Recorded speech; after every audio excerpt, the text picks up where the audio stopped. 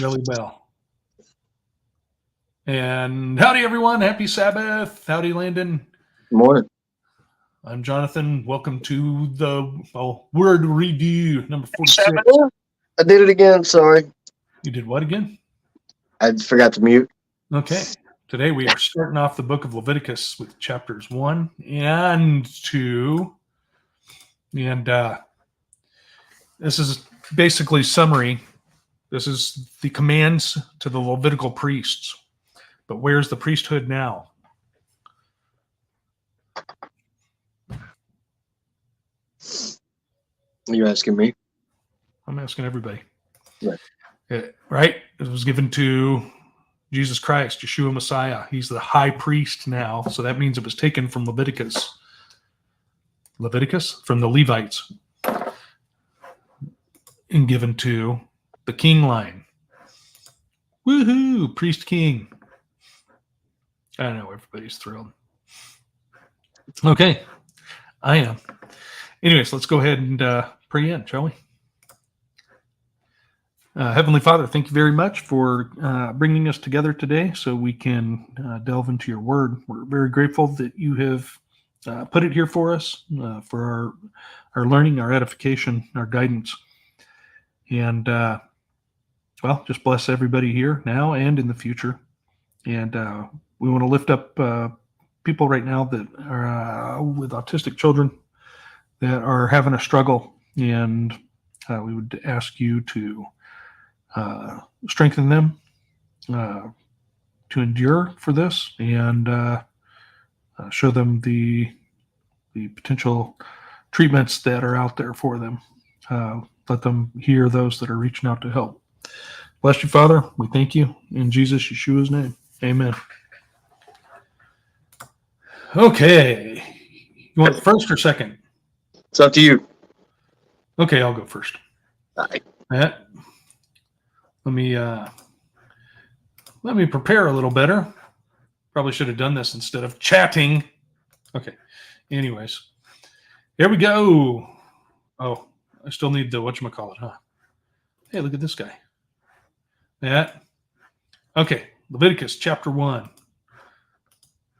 And the Lord called unto Moses and spake unto him out of the tabernacle of the congregation, saying, Speak unto the children of Israel, and say unto them, If any man of you bring an offering unto the Lord, ye shall bring your offering of the cattle, even of the herd and of the flock. If his offering be a burnt sacrifice of the herd, let him offer a male without blemish. He shall offer it of his own voluntary will at the door of the tabernacle of the congregation before the Lord. And he shall put his hand upon the head of the burnt offering, and it shall be accepted for him to make atonement for him. And he shall kill the bullock before the Lord, and the priests, Aaron's sons, shall bring the blood, and sprinkle the blood round about upon the altar that is by the door of the tabernacle of the congregation. And he shall flay the burnt offering, and cut it into his pieces. And the sons of Aaron, the priest, shall put fire upon the altar, and lay the wood in order upon the fire. And the priests, Aaron's sons, shall lay the parts, the head and the fat, in order upon the wood that is on the fire, which is upon the altar. But his inwards and his legs shall he wash in water, and the priest shall burn all on the altar to be a burnt sacrifice, an offering made by fire, of a sweet savor unto the Lord. And if his offering be of flocks, namely of the sheep or of the goats, for a burnt sacrifice, he shall bring it a male without blemish. And he shall kill it on the side of the altar northward before the Lord, and the priests, Aaron's sons, shall sprinkle his blood round about upon the altar, and he shall cut it into his pieces with his head and his fat, and the priest shall lay them in order on the wood that is on the fire which is upon the altar. But he shall wash the inwards and the legs with water, and the priest shall bring it all and burn it upon the altar. It is a burnt sacrifice, an offering made by fire, of a sweet savor unto the Lord. And if the burnt sacrifice for his offering to the Lord be of fowls, then he shall bring his offering of turtle doves or of young pigeons. And the priest shall bring it unto the altar, and wring off his head, and burn it on the altar. And the blood thereof shall be wrung out at the side of the altar. And he shall pluck away his crop with his feathers and cast it beside the altar on the east part by the place of the ashes. And he shall cleave it with the wings thereof, but shall not divide it asunder. And the priest shall burn it upon the altar, upon the wood that is upon the fire. It is a burnt sacrifice and an offering made by fire of a sweet savor unto the Lord. Chapter 2. When anyone brings a grain offering as an offering to the Lord, his offering shall be of fine flour. He shall pour oil on it, put frankincense on it, and bring it to Aaron's sons the priest.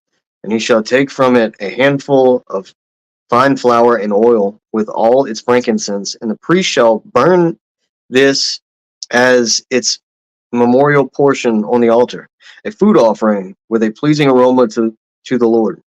But the rest of the grain offering shall be for Aaron and his sons. It is a most holy part of the Lord's food offering. When you bring a grain offering, baked in the oven as an offering, it shall be unleavened loaves of fine flour mixed with oil, or unleavened wafers smeared with oil. And if your offering is a grain offering baked on a griddle, it shall be of fine flour, unleavened, mixed with oil. You shall break it into pieces and pour oil on it. It is a grain offering. And if your offering is a grain offering cooked in a pan, it shall be made of fine flour with oil. You shall bring the grain offering that is made of these things to the Lord.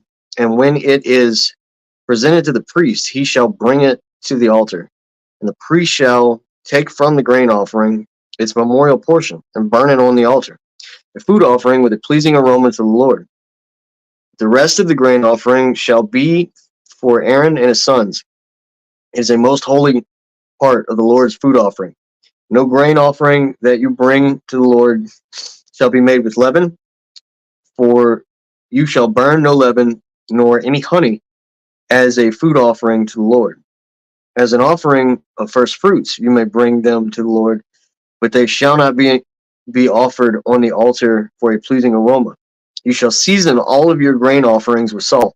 You shall not let the salt of the covenant with your God be missed from your grain offering. With all your offerings you shall offer salt. If you offer a grain offering of first fruits to the Lord, you shall offer for the grain offering of your first fruits fresh ears roasted with fire, crushed new grain, and you shall put oil on it and lay frankincense on it. It is a great offering, and the priest shall burn it as a memorial portion, some of the crushed grain and some of the oil with all of its frankincense. It is a food offering to the Lord.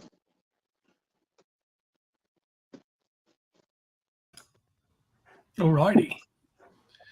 Howdy, Matt. Hey. What's up, bro? Well, shaka bra. Okay. Anyways, yeah, let's go back to chapter 1. Yep, I noticed that also. Okay, so here we go. This is the start of. This is how you do the offerings. Offerings for burnt sacrifice. Now, verse 3 is kind of weird, right? If any man of you bring an offering unto the Lord, you shall bring your offering of the cattle, even of the herd of the flock. And then in verse 3 it says, if his offering be a burnt sacrifice of the herd, then he has to offer a male without blemish, etc. So does that imply if it's not to be a burnt offering, you can just bring what? A heifer or a calf? I never noticed that before. The thing about the blemish, though, I mean, I'm guessing it's not just talking about like pure in color or something, right? Like I would assume it means like a physical abnormality. That's what I believe. Yeah. And that it doesn't stop them from, doesn't stop a certain sect of people from doing it, though. That And then when they talk about the red heifer that's often offered for the national sacrifice, they won't take it even if it has like one white hair. Hmm.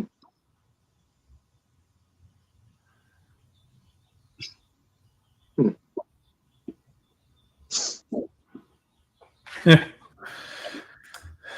That's between them and God. Don't try to include me in on it, though. So this, let's see. Is there anything jumping out at you?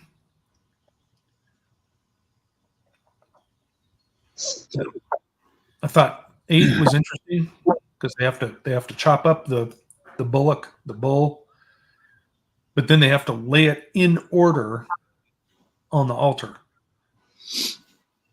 which I think that means they can't have like the hips by the head. Right. And then the torso at the bottom, I think, has to be laid out like it would be if it was still one piece, if it was still whole. That's my guess.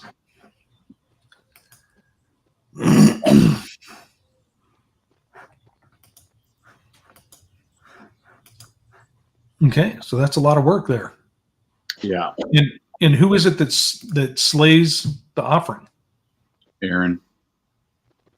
Or Aaron's son. It says Aaron's son shall bring the blood. Right. But up here in verse, well, starting in verse 2, it says, if any man, and then it says, he brings it, and it says in 4, and he shall put his hand upon the head of the burnt offering. And then in 5, and he shall kill the bullock before the Lord and the priests, Aaron's sons. It makes me think that almost sounds like the person bringing it has to do the killing. Mm-hmm. Which is something else I hadn't noticed before. Is that how it reads in your translation, Landon? Yes.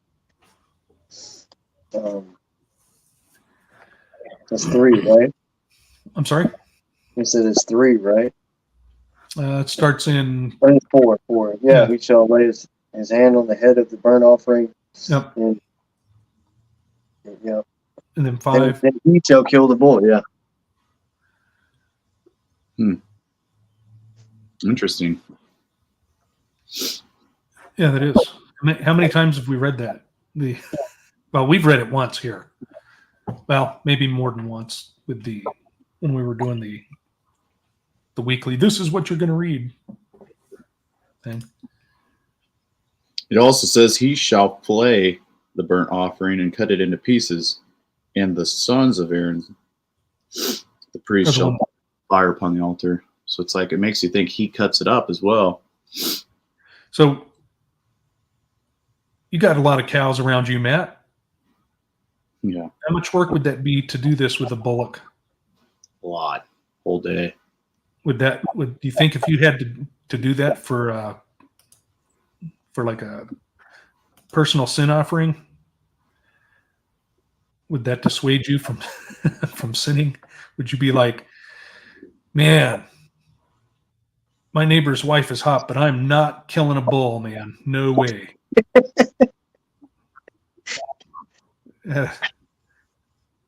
Have to sharpen my knife 3 times.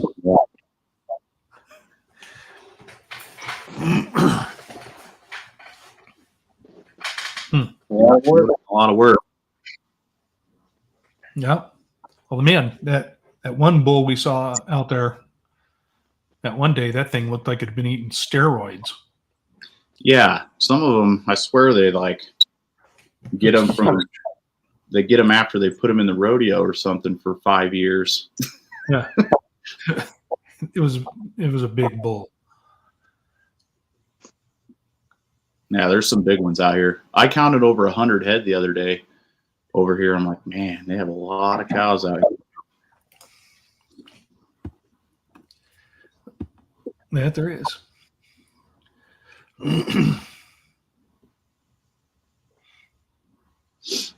You ever seen those bulls that they actually do inject them with steroids?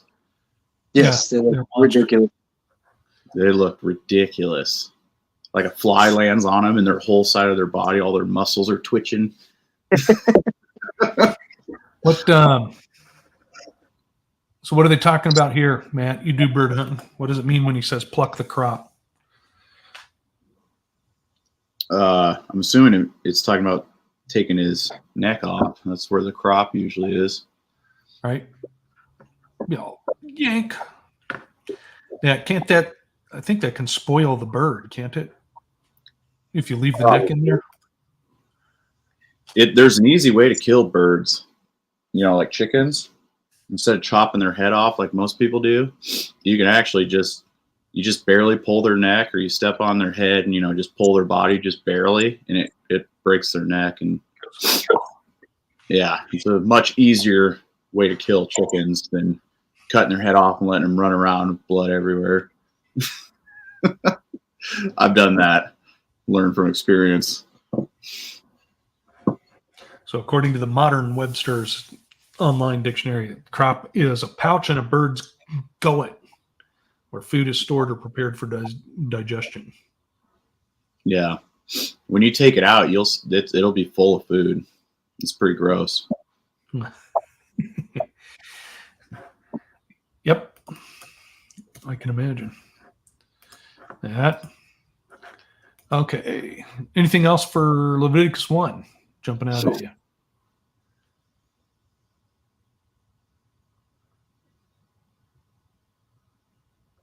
Why do you think they're making them wash the legs of the bull?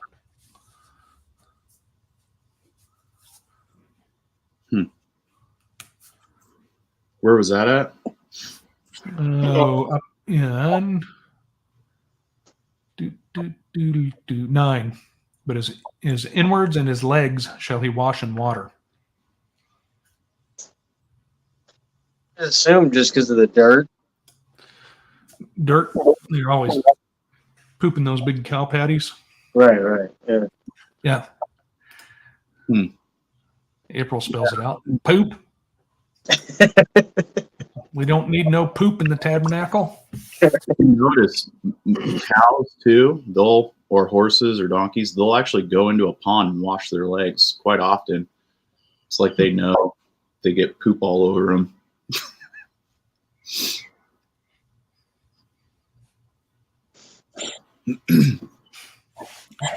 Yeah, guts are filthy. That. All right, let's go back over to 2. And there. There you go. Stop. Okay.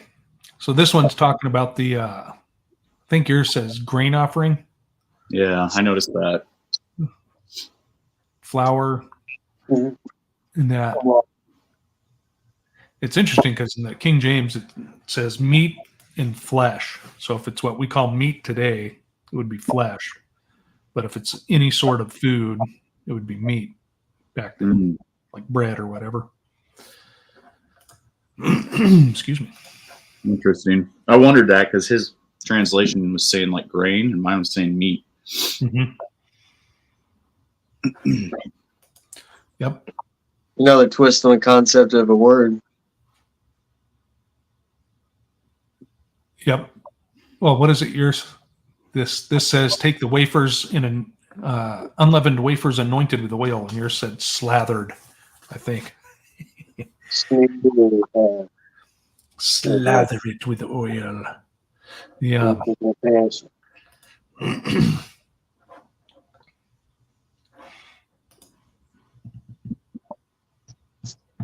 Yeah, very interesting. In that, if any of you want to look it up, because as we get down here, well, it's interesting. None of them get offered with leaven or honey. That stuff doesn't get put into a burnt offering. Which, have you ever cooked with honey? It burns really easy. Anything with sugar can burn real easily. Yeah, it's make something with mesquite flour, because that's real high in sugar, you got to use a way lower temperature.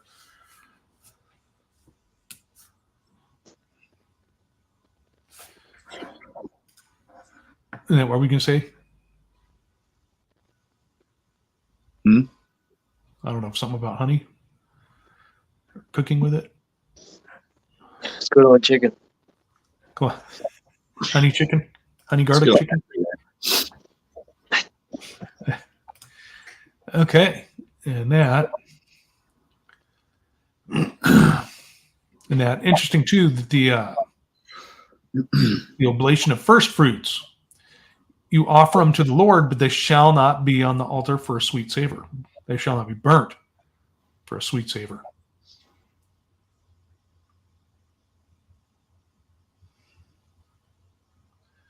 In that, well, here, go ahead.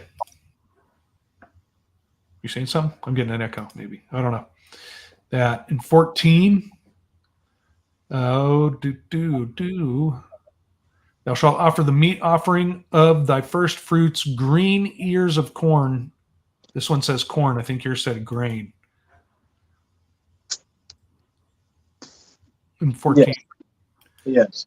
But green ears of corn dried by the fire, even corn beaten out of full ears.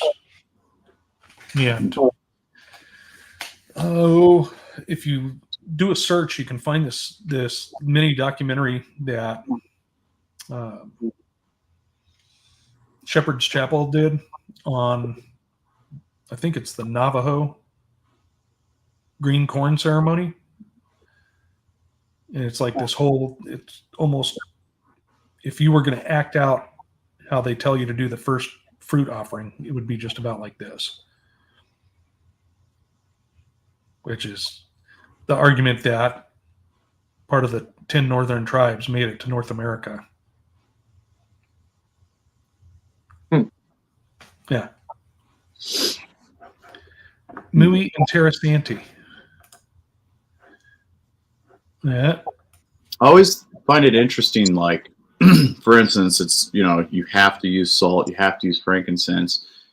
And it's like, how did everybody have salt and frankincense? Like what we're kind of taught, obviously trade, would have been more prevalent than what they say. Because I don't think that person's probably, trekking all the way to a salt mine or having frankincense trees. Once I heard the story that there was Michigan copper buried with some of the mummies in Egypt, I'm like, dude, the world was connected. Yep. Yeah, if you can find it, there's a book called America BC by Barry Fell, Dr. Barry Fell. And in there, he talks about they found contracts written in Phoenician, shipping contracts, like in Maine. So there's always been intercontinental travel. The Royal Navy of its day. Yeah, they just want to act like, oh, we're the smartest generation ever. Yeah. Right. We don't know how they built the pyramids, though. We don't know how they moved those 50-ton rocks. That's so simple. It's like pouring anything out of concrete. You just do it in place. It's silly that they teach us that they're cutting blocks and moving them. Oh, well. I think they did. Have you seen where they have them where they're like still partway cut out of the stone? Yeah, like in a perfect square. Yeah, but those were usually like carvings. If you look at the pyramids, it seems to be they poured block, like they did sections and forms. That would make the most sense to me. It'd be super simple to do it that way, and if you did it out of like cutting the blocks and moving blocks, that'd be extremely difficult. Unless they weren't really that intelligent, that maybe they do it that way. Yeah, I know frankincense grew there, but frankincense is a sap, isn't it? Yeah. Oh, that's not a dictionary. What's a dictionary look like? There we go. And sense. Frankincense, when you get Frank mad. It's an aromatic gum resin obtained from an African tree and burned as incense. That's interesting because You ever seen how they do it today? It's crazy. is it like harvesting maple syrup? Kind of. So they hammer a spire in a tree trunk. No, I don't think I can't remember. It's like I think they rip the bark off in order to make it like resin. It's weird. I can't remember. It's been a while, but So the trunk like oozes. Yeah, they were talking about how it's like the way they're doing it now is not sustainable, and they're getting less and less frankincense trees. I don't know. But there's like, where they're at, there's tons of them all growing together like a forest. That was loud. I just got your text, Matt. Oh, jeez. That was a half hour ago. Yep. Cut the tree and let it bleed. Let it bleed. I'm going to see if I can find that real quick. And then there's like, they show them harvesting it, and there's different qualities of it. It's pretty crazy how much they collect.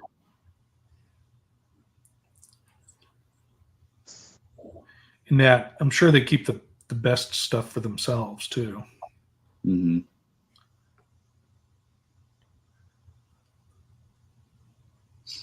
It's funny, all they need is a few donkeys. The donkeys will just rip the bark off the tree for them and cut it.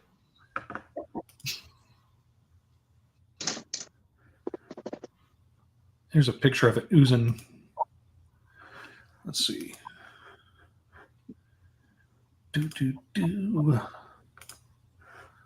Where to go? So that's what it looks like, pine sap almost. Mm-hmm. Grew up with a pine tree. Even mesquites do that. Yeah. Yeah, the mesquite stuff is good for stomach ailments. Mesquite sap.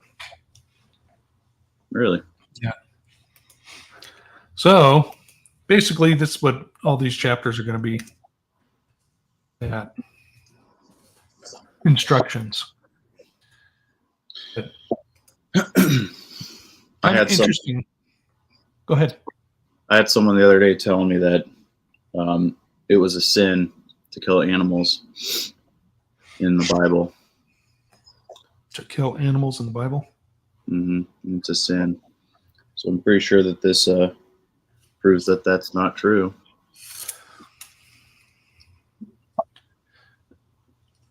Were they telling you it doesn't matter what's written? It's what the angel in their head tells them to do? No, not this one.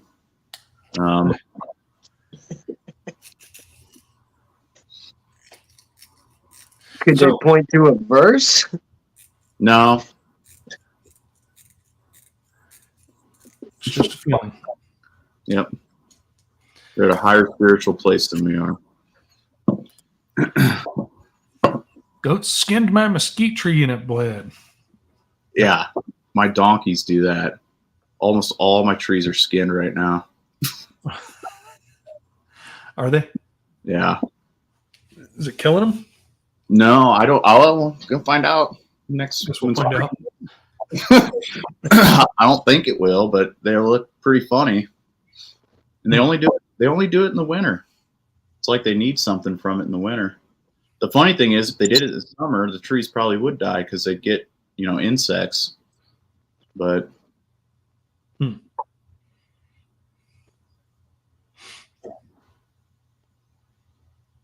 Wow.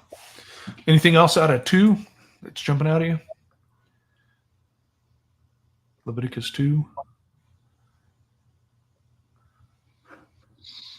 Yeah, I noticed a couple of good things that I've never seen before. That if really threw me off, and so did the The person bringing the sacrifice has to do it. Mhm. Because before I just kind of had it in my head, man, those priests are going to be killing stuff all day long. It would make sense you would have to do it yourself. Right. Well, yeah, your personal sacrifice. Yeah. Priests were probably busy keeping the fire going and spreading the blood on the sides of the altar, Hmm. doing things in order. Can you imagine how much blood that would have been?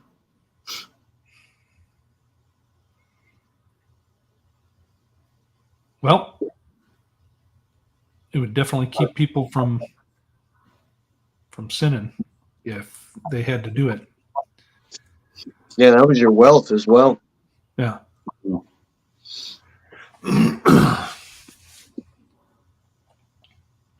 Very interesting. All right. Well, everybody, if this has helped you, like, share, subscribe. Thanks for reading, Landon. Thanks for commentary, Matt. Everybody, thanks for coming. Ring the bell thingy. Ring the bell thingy. Yeah. We're going to be doing 3 and 4 next. So that's just the way it goes. We go in order until it's done, and then we'll start back over yet again. My goodness. Speaking of parts, there we go. All right. That's it. Everybody, enjoy the rest of your rest day. Love you all. Bye.